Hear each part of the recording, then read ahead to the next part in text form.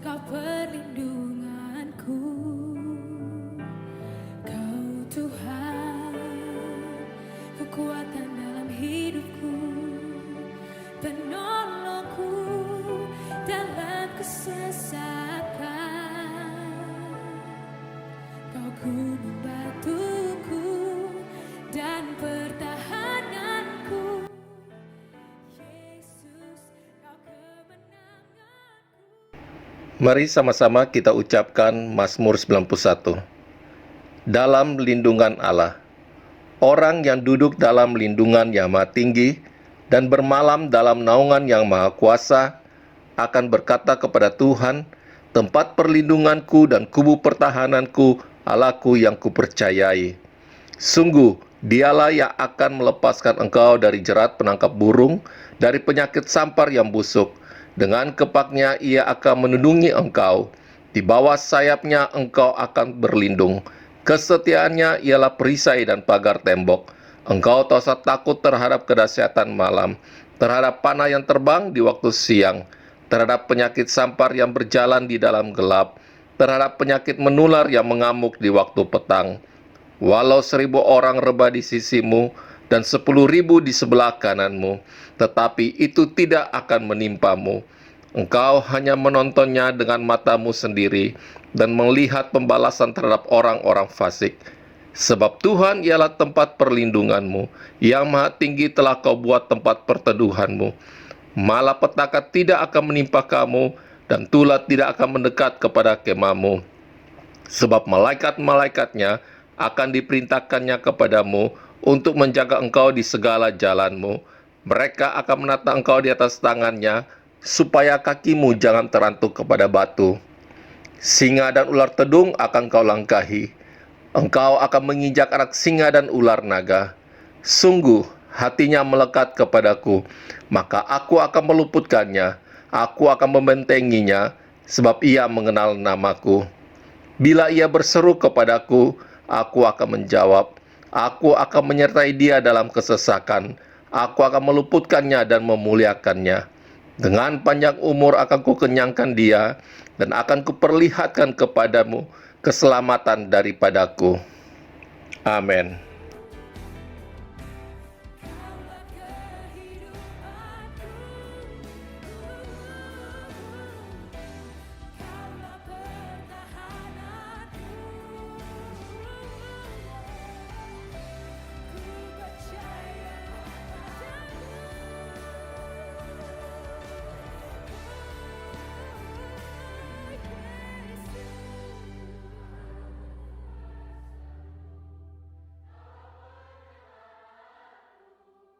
terpujilah Kau Tuhanku.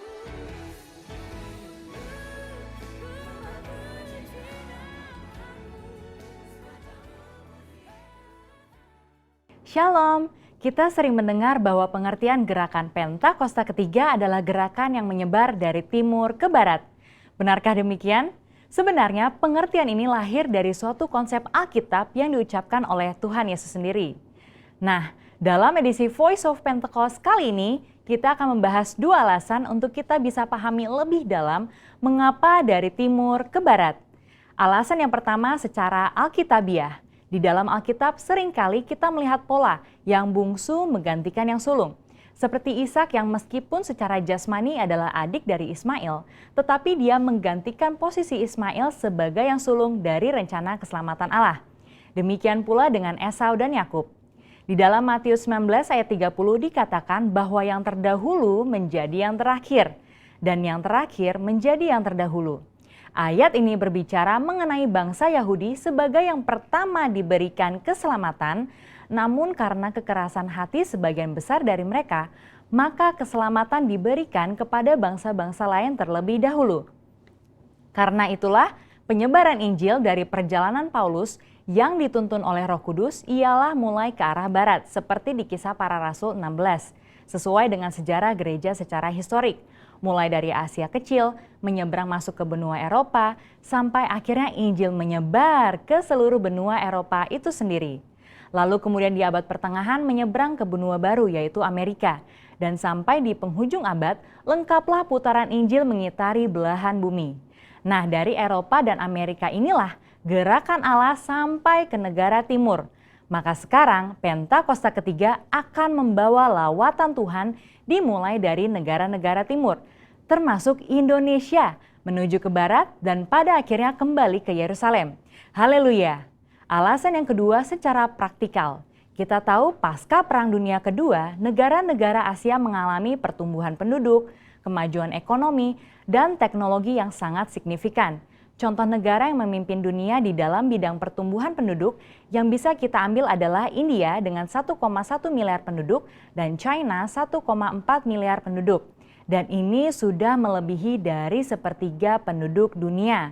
Mereka tidak hanya mulai mendapatkan kemerdekaan secara politik, tetapi terjadinya suatu musim baru di dalam sejarah penyebaran Injil di belahan bumi timur. Berawal dari negara barat mengirimkan misionaris-misionarisnya ke negara Asia, seperti Korea Selatan, China, Vietnam, dan Indonesia. Dan mulailah pertumbuhan gereja di negara itu sendiri. Dan hal ini menyebabkan kekristenan di negara timur berkembang dengan luar biasa. Bahkan hari-hari ini justru dari negara-negara timurlah yang mengirim misionarisnya ke barat untuk membawa kehidupan kepada kekristenan yang telah mati di sana.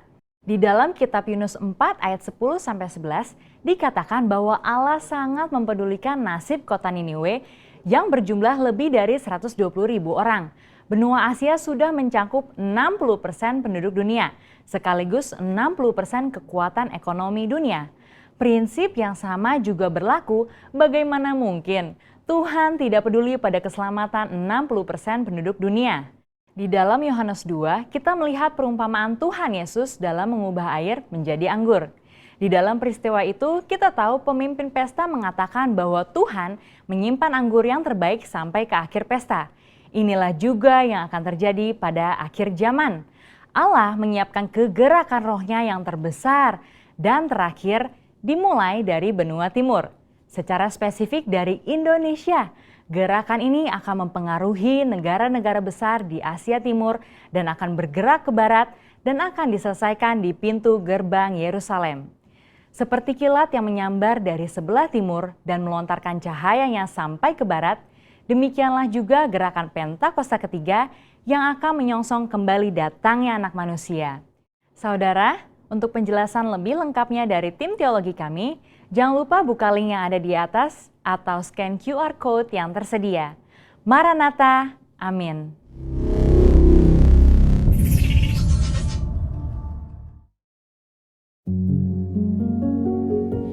Hidupku menggenapi firman-Mu,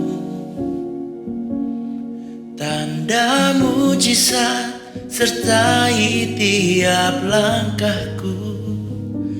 Kau bersamaku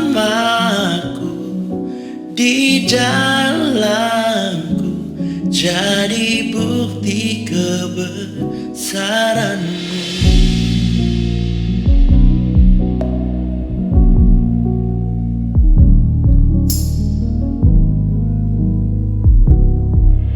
Tuhan, Kau sempurna dalam rencana-Mu dan karya-Mu.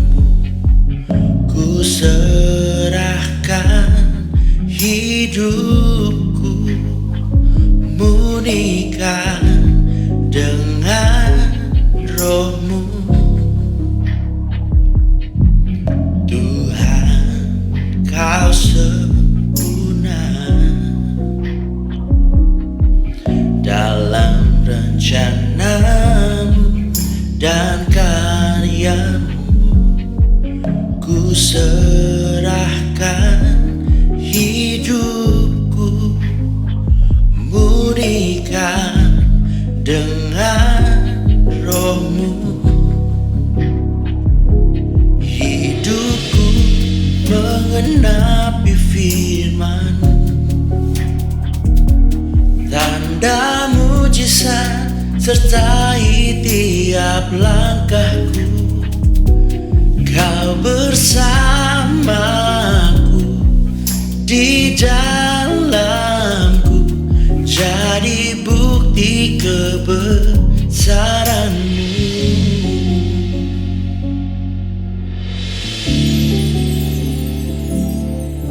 Tuhan, Kau sempurna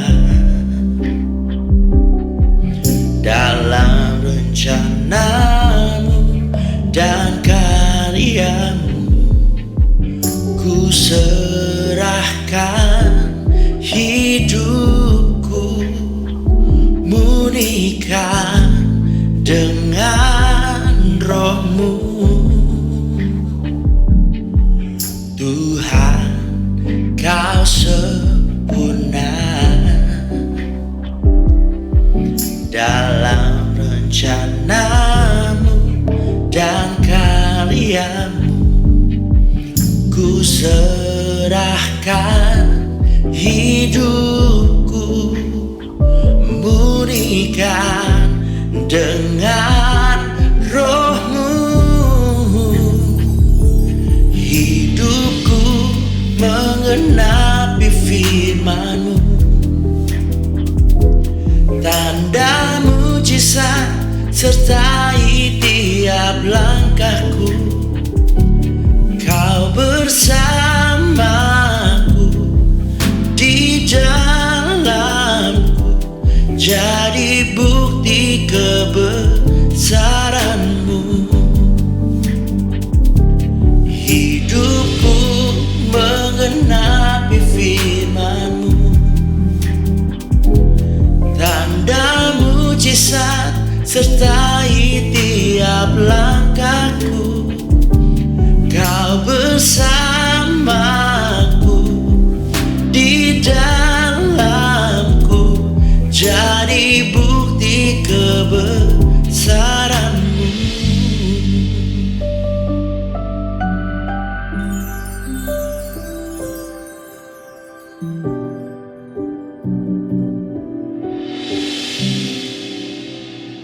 Bila Kau izinkan sesuatu terjadi, ku percaya semua untuk kebaikanku.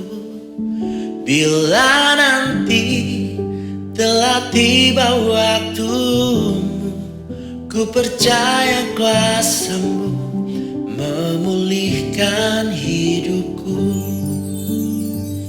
Waktu Tuhan pasti yang terbaik, walau kadang tak mudah dimengerti. Lewati cobaan, ku tetap percaya waktu Tuhan pasti yang terbaik. Waktu Tuhan pasti yang terbaik, walau kadang tak mudah dimengerti. Lewati cobaan, ku tetap percaya waktu Tuhan pasti yang terbaik. Sama-sama angkat suara. Bila Kau izinkan sesuatu terjadi, ku percaya semua untuk kebaikanku. Bila nanti telah tiba waktumu, ku percaya kuasa-Mu memulihkan hidupku. Bila Kau izinkan sesuatu terjadi, ku percaya semua untuk kebaikanku. Bila nanti telah tiba waktumu, ku percaya kuasa-Mu memulihkan hidupku. Waktu Tuhan pasti yang terbaik. Walau kadang tak mudah dimengerti, lewati cobaan, ku tetap percaya waktu Tuhan pasti yang terbaik. Waktu Tuhan pasti yang terbaik. Walau kadang tak mudah dimengerti, lewati cobaan, ku tetap percaya waktu Tuhan pasti yang terbaik. Waktu Tuhan pasti yang terbaik. Walau kadang tak mudah dimengerti, lewati cobaan, ku tetap percaya waktu Tuhan pasti yang terbaik.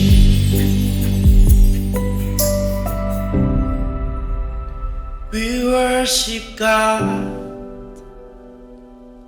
Oh, we worship you, Jesus. We worship you. We worship you, God. We worship you. Oh, you are here, moving in our midst. I worship you, I worship you. You are here, working in this place. I worship you, I worship you. You are waymaker, miracle worker, promise keeper, light in the darkness. My God, that is who you are. You are waymaker, miracle worker, promise keeper, light in the darkness. My God, that is who you are. Say you are waymaker, miracle worker, promise keeper, light in the darkness. My God, that is who you are. Say you are waymaker, miracle worker, promise keeper, light in the darkness. My God, that is who you are. Sing it out. Even when I don't see it, you're working. Even when I don't feel it, you're working. You never stop, you never stop working. You never stop, you never stop working. Even when I don't see it, you're working. Even when I don't feel it, you're working. You never stop, you never stop working. You never stop, you never stop working. Even when I don't see it, you're working. Even when I don't feel it, you're working. You never stop, you never stop working. You never stop, you never stop working. Even when I don't see it, you're working. Even when I don't feel it, you're working. You never stop, you never stop working. You never stop, you never stop working. Even when I don't see it, you're working. Even when I don't feel it, you're working. You never stop, you never stop working. You never stop, you never stop working.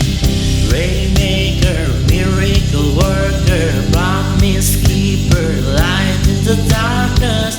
My God, that is who you are. Fill us with your presence. Fill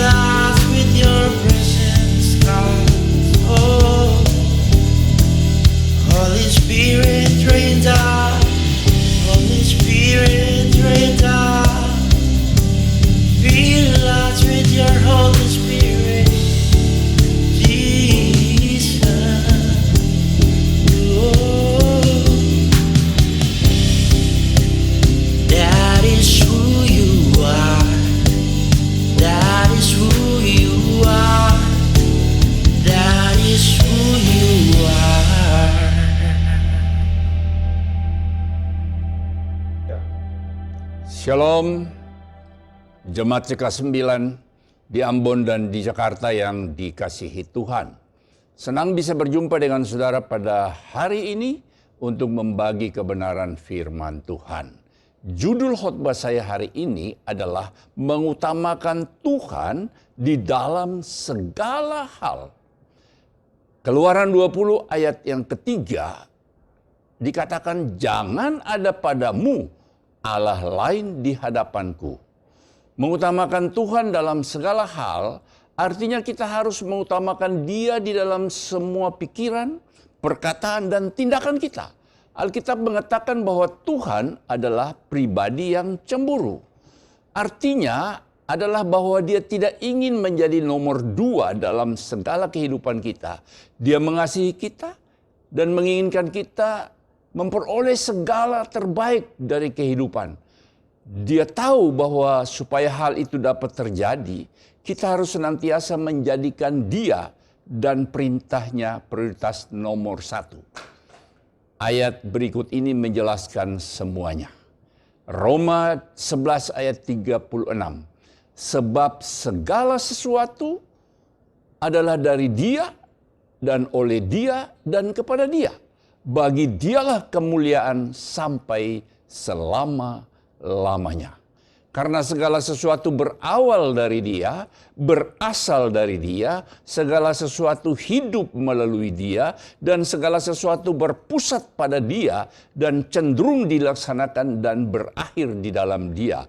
Dari ayat tersebut, kita menarik kesimpulan hidup ini hanya telah tentang Tuhan.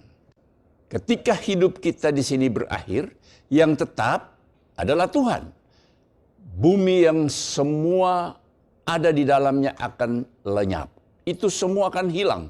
Dan kita semua akan berdiri di hadapannya untuk mempertanggungjawabkan hidup kita. Roma 14 ayat yang ke-12. Demikianlah setiap orang di antara kita akan memberi pertanggungjawab tentang dirinya sendiri kepada Allah. Oleh sebab itu kita harus berhati-hati dengan cara hidup kita dan selalu mengutamakan Dia di dalam segala sesuatu. Semua hal yang Tuhan minta untuk kita lakukan adalah untuk kebaikan kita. Semua perintahnya bagi kita adalah untuk menunjukkan jalan kebenaran, damai, dan sukacita bagi kita. Yesus bukan mati supaya kita memiliki religion atau agama, tetapi supaya kita memiliki hubungan yang dalam dan intim dengan Bapa melalui Dia. Dia ingin kita hidup bersama melalui dan bagi Dia. Dia menciptakan kita untuk bersekutu dengannya. Adalah suatu tragedi bagi manusia jika mereka mengabaikan Tuhan dan datang kepadanya hanya jika mereka ada dalam keadaan darurat, sehingga mereka meminta pertolongannya. Yeremia 2 ayat 32. Dapatkah seseorang dara melupakan perhiasannya, atau seorang pengantin perempuan melupakan ikat pinggangnya? Tetapi umatku melupakan aku sejak waktu yang tidak terbilang lamanya. Saudara, waktu yang tidak terbilang lamanya artinya hari-hari yang tidak terhitung banyaknya. Dan itu sangat menyedihkan. Tuhan adalah segala-galanya, bagaimana mungkin kita melupakan Dia? Sedihnya, kebanyakan orang menyia-nyiakan hampir seluruh hidup mereka sebelum mereka menyadari bahwa hubungan dengan Tuhan adalah yang paling utama di dalam hidup mereka. Dunia bergumul untuk mencari kedamaian dan sukacita di tempat-tempat yang keliru. Padahal Tuhanlah kedamaian dan sukacita yang sejati. Dialah segalanya yang dibutuhkan semua orang. Tuhan senang menyediakan keperluan kita dan menolong kita, namun Dia tidak ingin diperlakukan seperti center class, di mana orang hanya datang ketika memerlukan dan menginginkan sesuatu. Tuhan berkata, kita tidak diperkenankan memiliki Allah lain di hadapannya. Pertanyaannya, apakah yang Anda sembah? Apakah yang saudara tempatkan sebagai yang pertama di dalam kehidupan saudara? Apa yang paling sering saudara pikirkan, katakan, dan lakukan? Jika kita jujur dengan diri kita, maka tidak butuh waktu yang lama untuk mengenali siapa atau apa yang utama dalam hidup kita. Kita cenderung melayani diri sendiri dan tujuan pertama kita biasanya adalah mendapatkan apa yang kita inginkan. Hal yang gagal untuk disadari banyak orang bahwa mereka tidak pernah akan dipuaskan ketika mereka terpisah dari Tuhan. Tuhan menciptakan kita bagi kesenangannya dan kesukaannya. Dia memang memberikan kehendak bebas kepada kita sehingga kita dapat memilih atau menolak Dia. Dan Dia tidak senang dengan hati yang tidak melayani Dia karena pilihan. Dia memberikan hidup kepada kita sebagai pemberian, dan jika kita dengan sengaja mendedikasikan hidup kita kepadanya, barulah kita dapat menjalaninya dengan kelimpahan dan sukacita. Namun, jika kita terus-menerus hidup bagi diri kita sendiri, kita akan kehilangan hidup kita. Kita mungkin bisa hidup lama, namun hidup kita akan menjadi hidup yang selalu kecewa dan tidak bahagia. Kita bisa saja menerima Yesus Kristus sebagai Tuhan, namun tidak menyerahkan diri kita kepadanya. Kita menginginkan Dia dan semua yang Dia tawarkan, namun kita sungkan dalam tanda kutip untuk memberikan diri kita kepadanya untuk dipakai sesuai kehendaknya. Kita harus menjalani hidup yang didedikasikan dan dikhususkan di mana Tuhan dan kehendaknya menjadi prioritas pertama kita. Siapapun yang tidak melakukannya tidak akan pernah benar-benar merasa cukup dan merasa dipuaskan.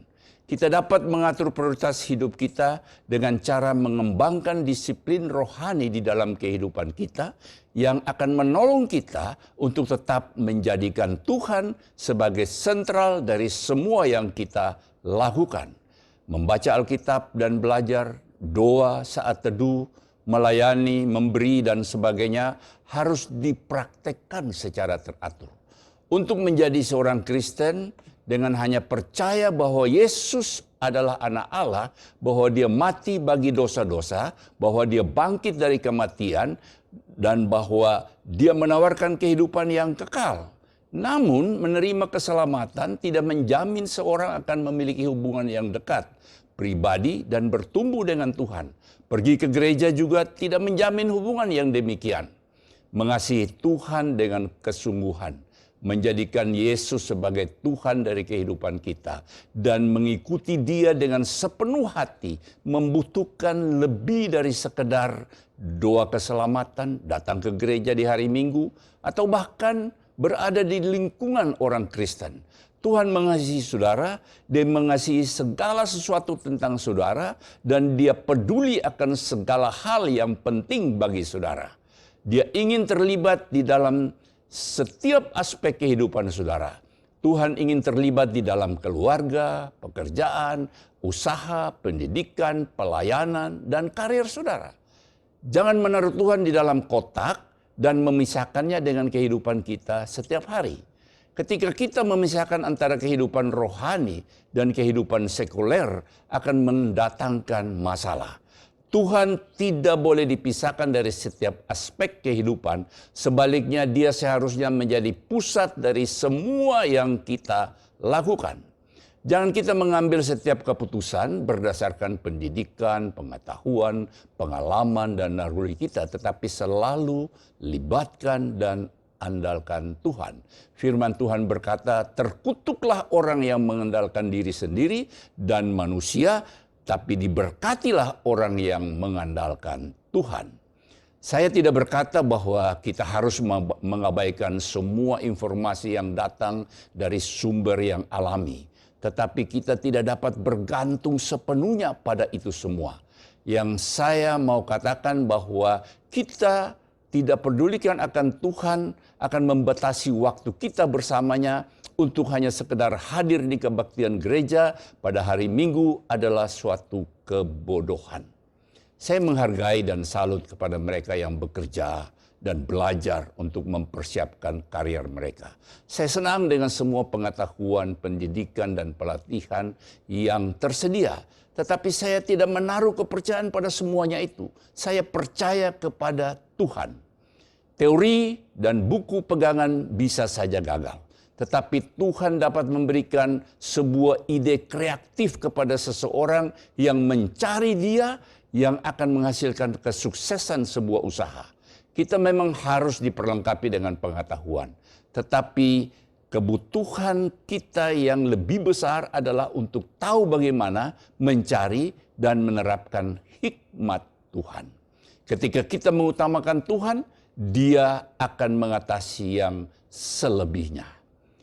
Tuhan bukan hanya ingin terlibat di dalam bisnis dan karier kita saja. Dia ingin terlibat dalam seluruh aspek lain di dalam kehidupan kita. Pikiran kita, perkataan kita, cara kita membesarkan anak kita, bagaimana kita mengelola waktu kita, bagaimana kita membelanjakan uang kita, bagaimana kita berpakaian, apa yang kita akan makan dan minum, bagaimana kita menghibur diri sendiri, apa yang kita saksikan dan dengarkan, dan semua teman-teman kita. Jika kita benar-benar mengutamakan Dia, kita akan menyambutnya ke dalam semua area kehidupan tersebut. Kita akan mempelajari firman-Nya untuk belajar kebenaran tentang semua hal tersebut, dan kita akan bersungguh-sungguh mentaati dorongan Roh-Nya. Firman Tuhan mengingatkan kita untuk kita tidak jadi pelupa. Ada ayat yang paling sedih di Alkitab.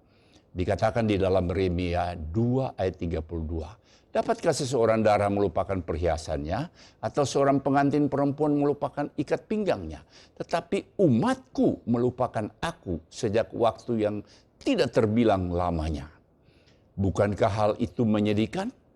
Tuhan pada dasarnya sedang berkata di ayat ini, umatku melupakan semua tentang diriku. Orang menjalani hidup mereka berhari-hari dan tidak berbicara dengan Tuhan. Kemudian tiba-tiba mengingatnya ketika mereka memiliki masalah serta memintanya menolong mereka. Kita harus belajar untuk berhenti mengabaikan Tuhan ketika hidup kita baik-baik saja dan mencarinya hanya ketika kita membutuhkan sesuatu. Kita harus mencari Dia setiap waktu. Pada dasarnya kita membutuhkan Tuhan setiap waktu. Tetapi karena kesombongan, keinginan diri sendiri, dan mengandalkan diri sendiri, membuat kita tidak terlalu menginginkannya untuk terlibat di dalam segala hal. Ini adalah kecenderungan manusia. Namun sebagai orang percaya, kita telah diberi sifat yang baru. Sifat ilahi itu diam di dalam roh kita. Itu sebabnya kita harus berjalan di dalam roh dan bukan dalam kedagingan.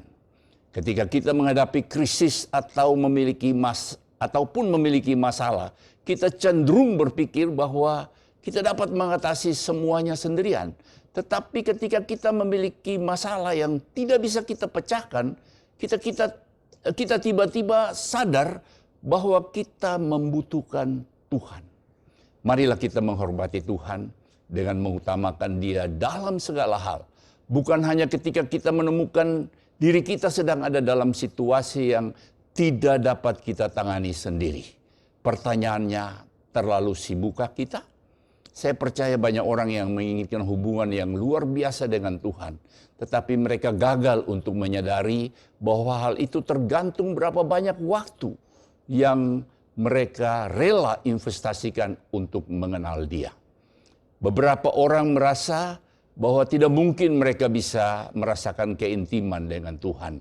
Beberapa orang juga terlalu sibuk dengan banyak hal yang lain dan membiarkan hubungan dengan Tuhan menjadi hal yang tidak penting dibandingkan hal yang lain. Sesungguhnya jika kita percaya bahwa kita terlalu sibuk sehingga tidak dapat memprioritaskan waktu bersama Tuhan, maka sebenarnya memang kita terlalu sibuk. Adalah suatu kebodohan untuk tidak memiliki waktu bagi hal terpenting dalam kehidupannya. Ada yang menghitung dengan rata-rata manusia menghabiskan waktu mereka dalam rentang hidup sepanjang 70 tahun. ini adalah perkiraannya. Jika kita hidup sampai usia 70 tahun, maka kita akan menghabiskan 23 tahun untuk tidur, 16 tahun untuk bekerja, 8 tahun untuk menonton televisi, 6 tahun untuk makan, 6 tahun untuk bepergian, 4,5 tahun untuk melakukan aktivitas yang disenangi, 4 tahun untuk sakit, 2 tahun untuk mengenakan pakaian. Rata-rata manusia menghabiskan 6 bulan hidupnya untuk kegiatan rohani. Jika kita menambahkan semua jumlah di atas, saudara akan mendapatkan total 70 tahun. Selesailah kehidupan. Pertanyaannya, apakah saudara ingin menghabiskan waktu 4 kali lebih banyak untuk berpakaian daripada berbicara kepada Tuhan, membaca firman-Nya atau menyembah Dia? Kalau saya pasti tidak mau. Saya percaya bahwa kesuksesan seorang dalam berbisnis, pelayanan, atau kehidupan setiap hari berhubungan langsung dengan sejauh mana mereka mementingkan Tuhan di dalam keseharian mereka dengan segenap hati. Alkitab sangat mendorong kita untuk mencari Dia. Faktanya adalah kita sedang kehilangan hal yang terbesar dalam hidup kita jika kita tidak pernah mengenal Tuhan secara pribadi. Kita harus mencari Dia setiap hari. Rasul Paulus berkata di dalam Filipi 3 ayat 10 bahwa tujuan yang ditetapkan hanyalah untuk mengenal Tuhan dan kuasa yang mengalir dari kebangkitannya. Ditulis di dalam Filipi 3 ayat yang ke-10, yang kukehendaki ialah mengenal Dia dan kuasa kebangkitannya dan persekutuannya dalam penderitaannya, di mana aku menjadi serupa dengan Dia dalam kematiannya. Dalam Yeremia 29 ayat 13, Tuhan sendiri berjanji, apabila kamu mencari aku, kamu akan menemukan aku. Apabila kamu menanyakan aku dengan segenap hati. Kata mencari adalah sebuah kata dalam bahasa aslinya. Kata itu berarti mendambakan, mengejar, mengikuti dengan segenap hati. Kita mencari karena itu merupakan kebutuhan yang utama. Yesus dengan jelas mengatakan kepada kita mengenai target dan prioritas utama kita seharusnya. Ketika orang-orang Farisi bertanya kepadanya mengenai perintah apa yang paling penting.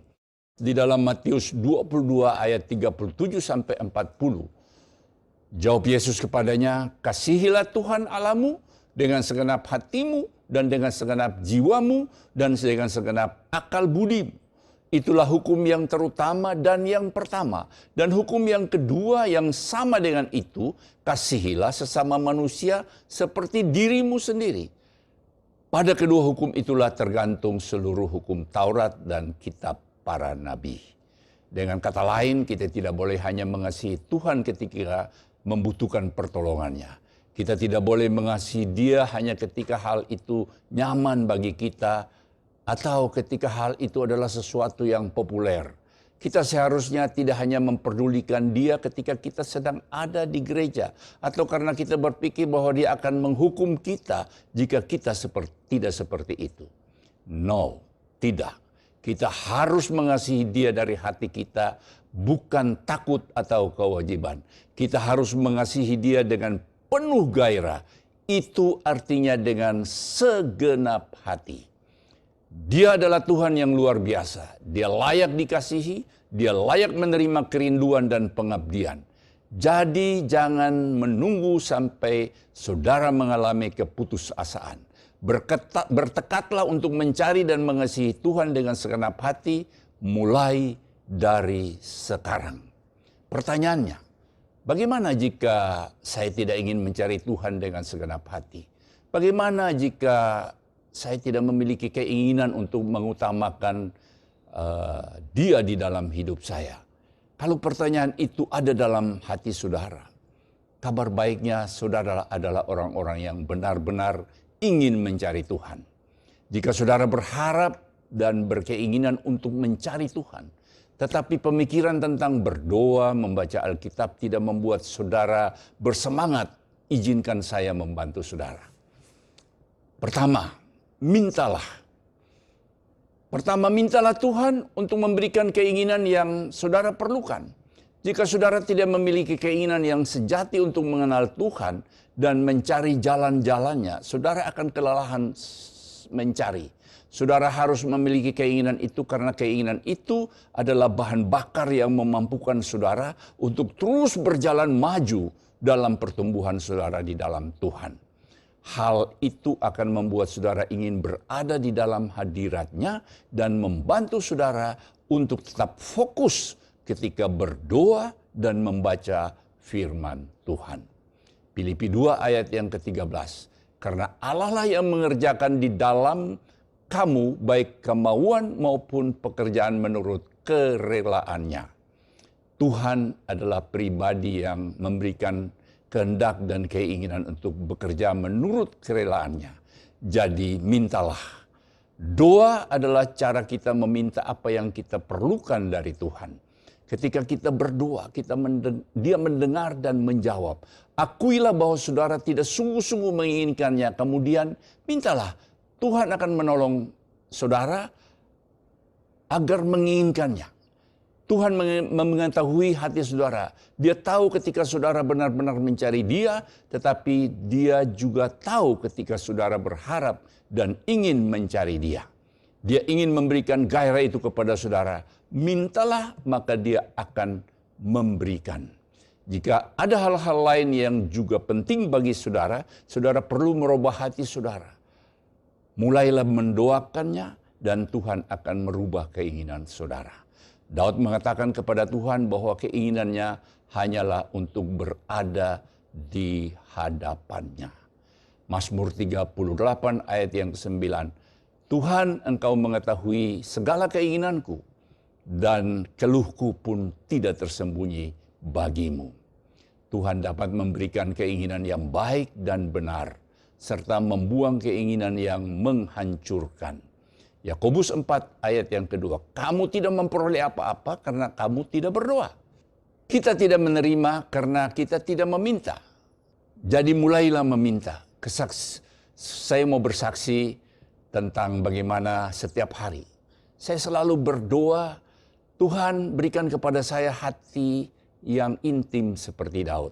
Hati yang suka memuji, menyembah, bermazmur dan bersyukur kepadamu.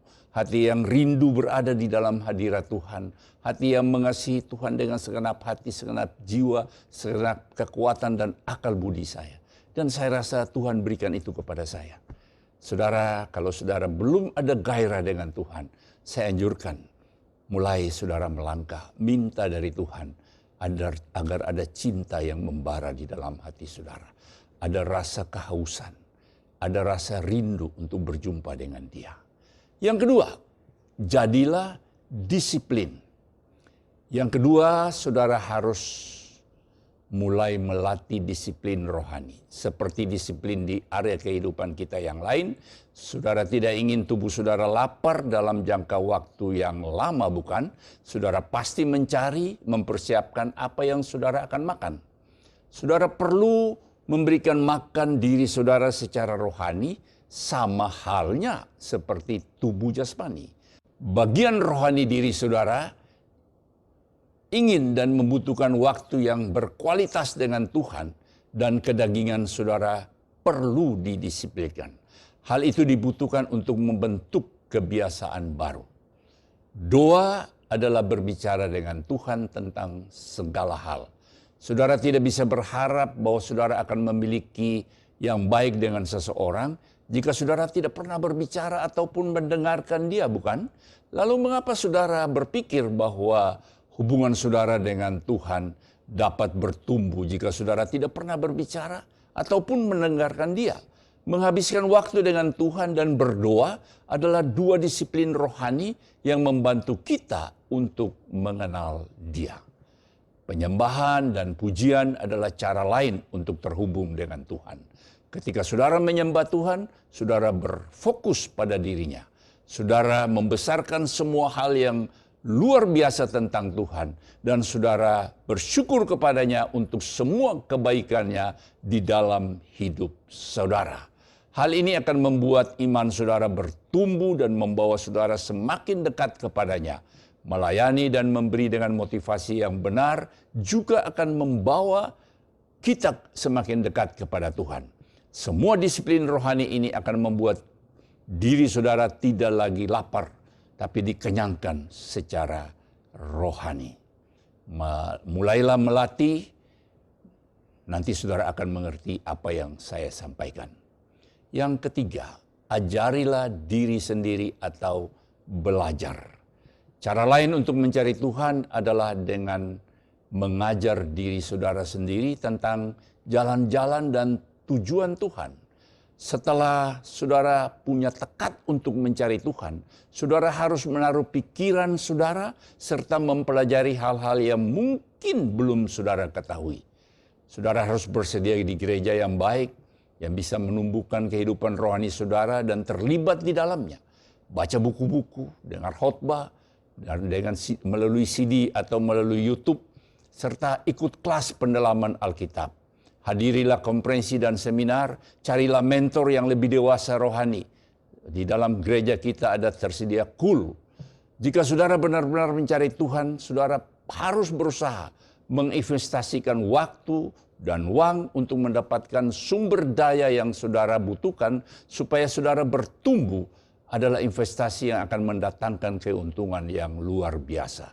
Jika saudara masuk perguruan tinggi, saudara harus beli buku dan berinvestasi untuk mendapatkan pengetahuan yang saudara inginkan. Apa bedanya dengan belajar tentang Tuhan? Yang keempat, ketaatan. Kita tidak mengutamakan Tuhan jika kita tidak mentaatinya. Sama dengan kasih jika kita berkata bahwa kita mengasihi Tuhan dan ingin mengutamakan Dia di dalam hidup kita, kita harus bertindak. Tindakan yang kita dasarkan atas kasih itu adalah mentaati Dia. Jangan mencari alasan dan menunda untuk menjadi tidak taat. Jika kita benar-benar ingin mentaati Tuhan, kita akan bertumbuh di dalam mempelajari bagaimana mendengar suaranya dan memilih jalan yang Dia minta kita jalani. Berdoa setiap hari supaya menerima kasih karunia dari Tuhan untuk mentaati Dia. Katakan, saya selalu mengutamakan Tuhan dan kehendak-Nya. Katakan bersama saya selalu mengutamakan Tuhan dan kehendak-Nya. Mengutamakan Tuhan berarti bahwa kita memilih apapun yang bisa menyenangkan Dia daripada apa yang bisa menyenangkan diri sendiri. Matius 6 ayat 33, tetapi carilah dahulu kerajaan Allah dan kebenarannya, maka semuanya akan ditambahkan kepadamu. Saya mendesak saudara untuk mengutamakan Tuhan dengan memberi segala sesuatu yang pertama dari diri saudara. Buah sulung, perpuluhan, karena Allah adalah pencipta, bukan konsumen. Semua yang kita miliki berasal dari Dia. Dia hanya meminta bagian pertama agar dikembalikan.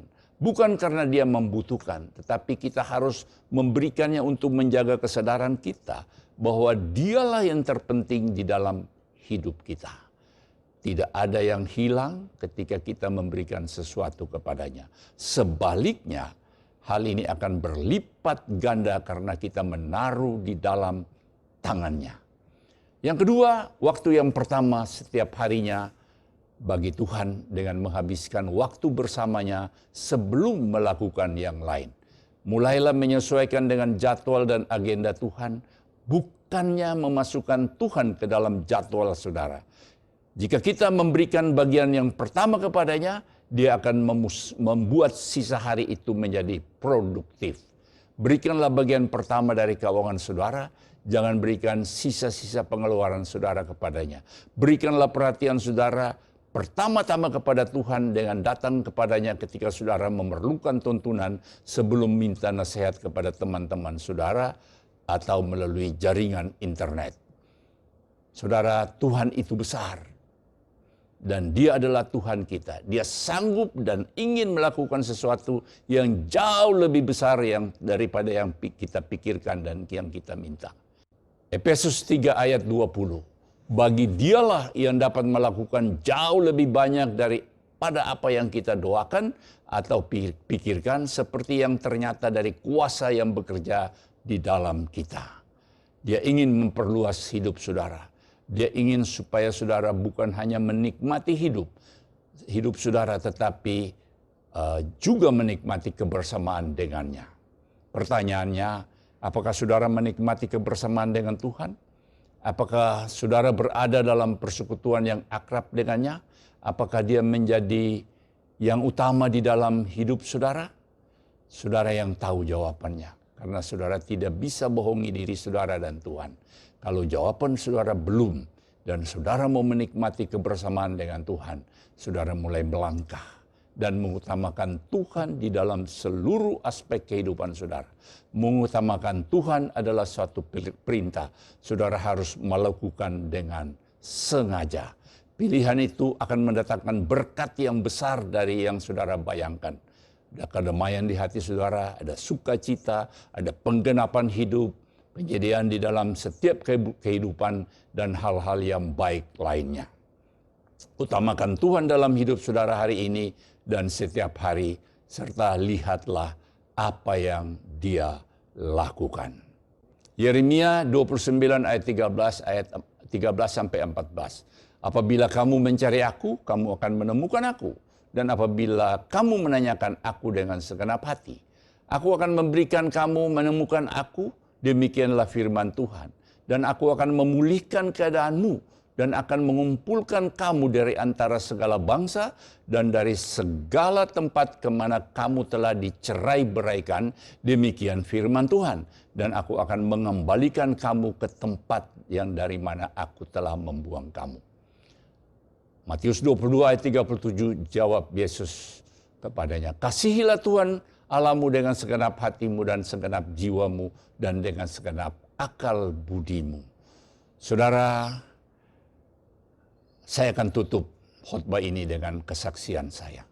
Sebagaimana tadi saya sampaikan, bahwa di dalam mengutamakan Tuhan dalam kehidupan saya, itu setiap hari saya selalu berdoa minta kepada Tuhan memberikan hati yang rindu, hati yang intim seperti Daud, yang suka memuji, menyembah, bermazmur, dan bersyukur kepada Tuhan. Dan juga, saudara, saya utamakan hari hidup saya yang pertama, yaitu datang mencari Tuhan. Pagi-pagi waktu saya bangun, saya utamakan Tuhan lebih daripada kegiatan yang lain. Saya membaca firman Tuhan, saya sorak-sorai memuji Dia, saya masuk di dalam intimisi, dalam doa dan penyembahan, dan saya mau beritahu saudara, ada banyak hal yang saya dapatkan, ada hikmat yang Tuhan berikan, ada ide-ide yang tidak pernah saya bayangkan sebelumnya, seperti apa yang tertulis dalam firman Tuhan, apa yang tidak pernah dilihat dengan mata, apa yang tidak pernah didengar dengan telinga, dan apa yang tidak pernah timbul dalam hati, itu Tuhan sediakan bagi orang yang mengasihi Dia. Banyak hal saya alami hal itu dalam hidup saya, karena saya mencoba untuk membangun hubungan intim, dan saya melihat ada ide-ide yang Tuhan berikan. Waktu saya mengalami tantangan, saya tidak tahu apa yang harus saya lakukan. Tiba-tiba Tuhan berikan ide. Waktu saya sedang berdoa, waktu saya mungkin sedang mandi sambil bersorak-sorai, tiba-tiba Tuhan bilang, temui ini, buat jalan keluar begini. Dan itu luar biasa, saya melihat kemenangan demi kemenangan dalam menghadapi setiap tantangan. Nah saudara, hari ini saya mengajak saudara, mungkin keadaan saudara dalam kehidupan saudara hari-hari ini, mungkin saudara dalam kelelahan, menghadapi tantangan, krisis yang ada, saudara mungkin tertekan hidup. Nah, saya mau mengajak saudara mengutamakan Tuhan di dalam segala hal. Saya sebelum berdoa, saya ingin kita nyanyikan satu lagu yang merupakan lagu yang menyatakan bahwa Tuhanlah yang terutama.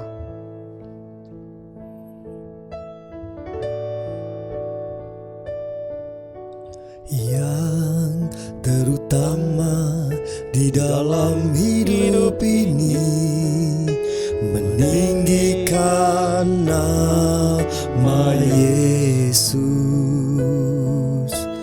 Yang terutama di dalam hidup ini, memuliakan nama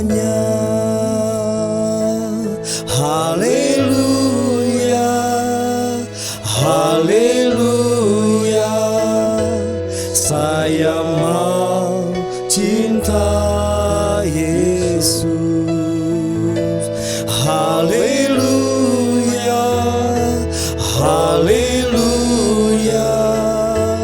Saya mau cinta Yesus. Katakan sekali lagi yang terutama.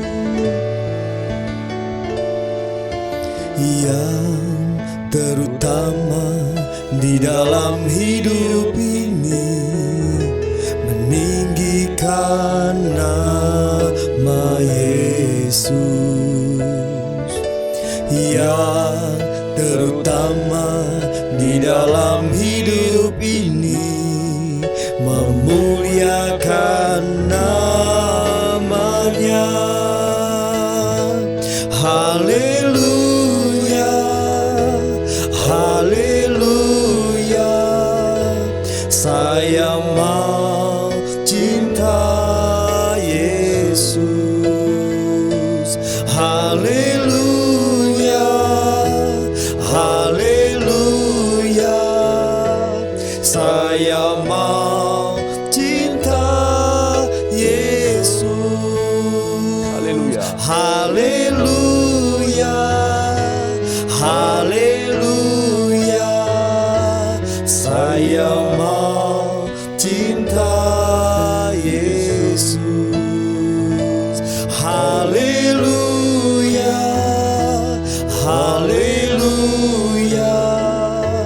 Saya mau cinta Yesus.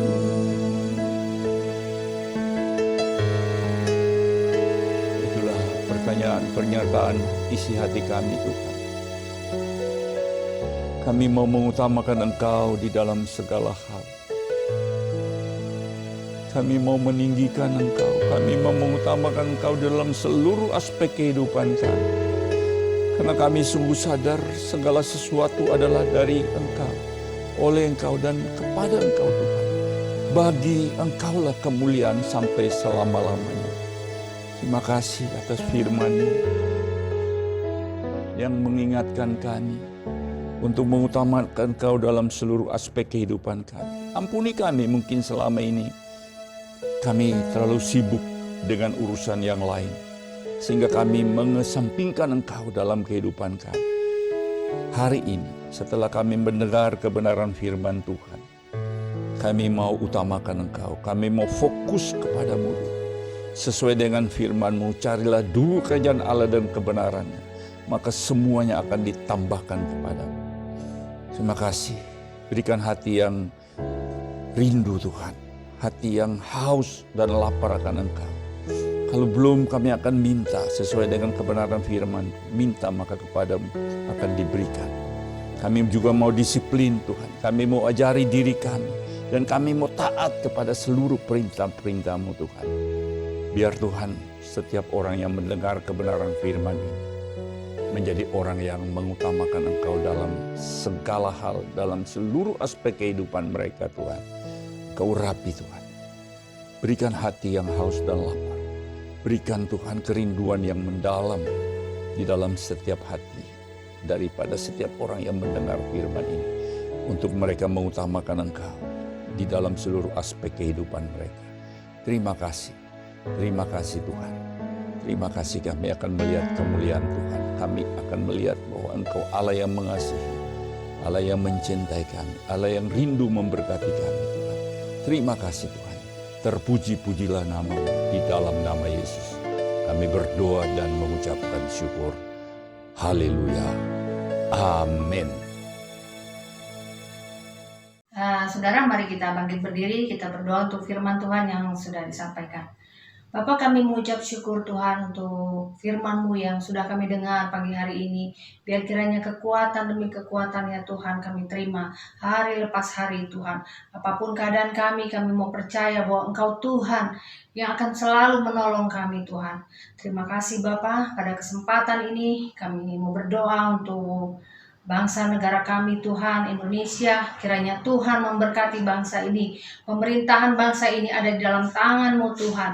Engkau berkati Presiden kami Joko Widodo. Engkau berkati seluruh kepemimpinan yang ada ya Tuhan di pemerintahan Indonesia. Biar Indonesia terus bangkit, Indonesia terus maju Tuhan. Kami percaya di dalam nama Tuhan Yesus.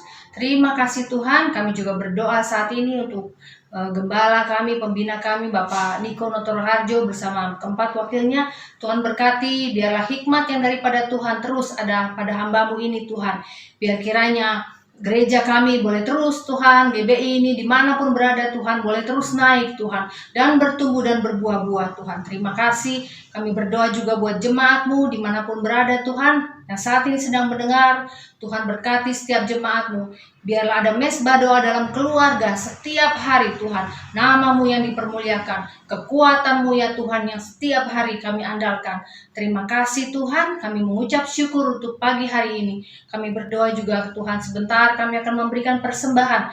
Kiranya Kau berkati setiap tangan yang memberi, Tuhan Kau berkati berlipat kali ganda. Terima kasih Tuhan Yesus, segala puji syukur bagi-Mu di dalam nama Tuhan Yesus kami berdoa, mengucap syukur. Amin. Saya mengajak saudara, angkat kedua tangan saudara. Buka hati saudara dan terima berkat Allah. Kasih karunia, damai sejahtera, sukacita, berkat berkelimpahan dari Allah Bapa di dalam anaknya Yesus Kristus dan persekutuan yang manis dengan Roh Kudus menyertai saudara mulai hari ini sampai selama-lamanya. Semua yang percaya diberkati katakan amin. Tuhan Yesus memberkati.